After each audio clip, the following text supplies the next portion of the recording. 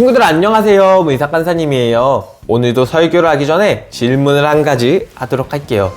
친구들은 소중히 여기는 것이 있나요? 선생님은 가족과 친구가 정말로 소중해요. 그러면 이 소중한 것을 지키기 위해 어떻게 해야 할까요? 미국에 KFC라는 음식점이 있어요. 여기는 치킨이 정말 유명하고 선생님도 좋아하는 곳이에요. 이 KFC가 있는 미국에는 특별한 금고가 있다고 해요. 금고는 소중한 물건을 지키는 곳인데, 미국의 KFC의 금고는 주변의 움직임을 감지하는 탐지기가 설치되어 있고 아무도 접근하지 못하게 24시간 하루 종일 지키고 있다고 해요. 이 금고 안에는 어떤 게 들어있었을까요? 엄청나게 많은 돈, 예쁘고 비싼 보석들이 들어있었을까요? 이 금고에는 치킨을 만드는 법이 들어있다고 해요. KFC는 왜 치킨 만드는 법을 찾지 못하게 숨겨놨을까요? KFC에게는 다른 사람들에게는 보여줄 수 없는 지켜야 되는 소중한 것이었기 때문이에요. 오늘 말씀에도 자신의 소중한 것을 지키는 사람이 나와요. 바로 루시예요. 오늘 말씀을 통해 루시 무엇을 소중히 여기고 지켰는지 알아보도록 해요.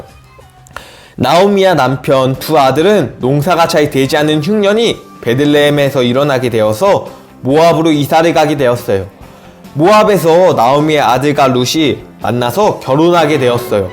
그렇게 행복한 결혼 생활이 이어질 줄 알았는데 10년쯤 지나서 룻의 남편과 두 아들들이 모두 죽게 되었어요.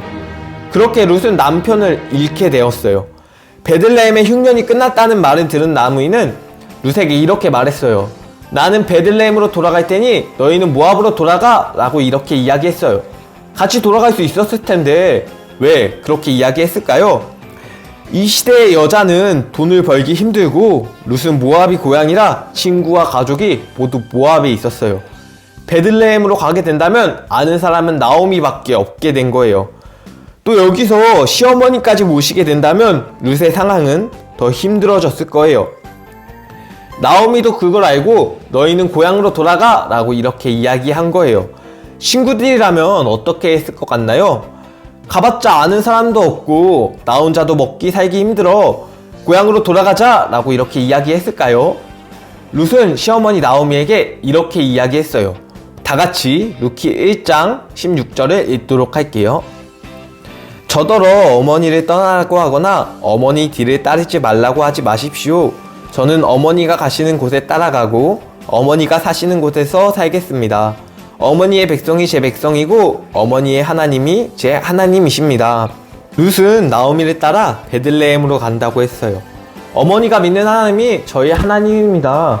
저도 하나님을 믿을래요. 그러니 함께 갈래요 라고 이야기했어요.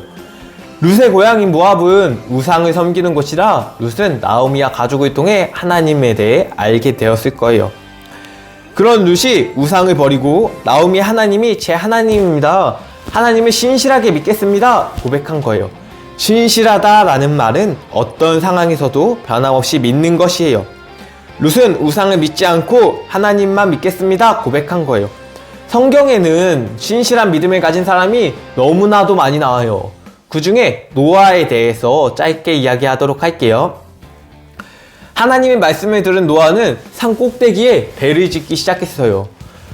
배는 바다를 건널 수 있게 도와주는 건데 산 정상에 짓는다는 게 다른 사람들에겐 이해가 되지 않았을 거예요. 그래서 사람들은 노아를 바보라고 욕하고 비웃었어요. 그런데도 노아는 하나님의 말씀을 끝까지 지키었어요.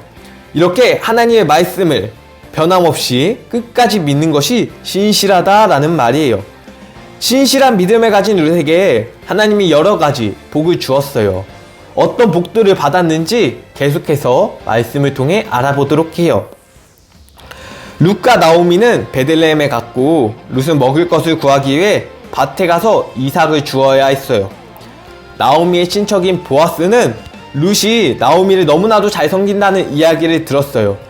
그것을 기쁘게 여긴 보아스는 룻에게 자기 밭에 머물면서 이삭을 죽게 해주고 음식과 물도 원하는 만큼 먹으라고 룻을 배려해줬어요. 남편을 잊은 여자를 가까운 친척이 책임져주는 법이 있었어요. 보아스와 룻이 결혼하기 위해서는 여러 법들을 만족시켜야 했는데 그 법들이 모두 만족시키게 되어서 룻과 보아스가 결혼하게 되었어요. 그 사이에 아들이 태어나게 되었는데 그 아들의 이름은 오벳이에요. 친구들, 다윗을 알고 있나요? 다윗 왕의 할아버지가 바로 오벳이에요. 또 다윗은 예수님의 조상님 중에 한 명이에요. 이렇게 룻은 예수님의 조상이 되는 축복을 누리게 된 거예요. 또 성경책을 이렇게 접어보면은 룻이라는 글자가 적혀 있지 않나요? 성경의 66권 중에 여자의 이름으로 된 부분이 총 2권이 있어요. 그 중에 한 권이 바로 룻이에요. 룻은 이런 축복들을 받게 되었는데 왜 룻이 하나님께 축복을 받게 되었을까요? 우리가 지난 시간까지 사사기에 대해 배웠어요. 사사기에는 이스라엘 백성들은 계속해서 우상들을 섬기는 모습들을 보여요.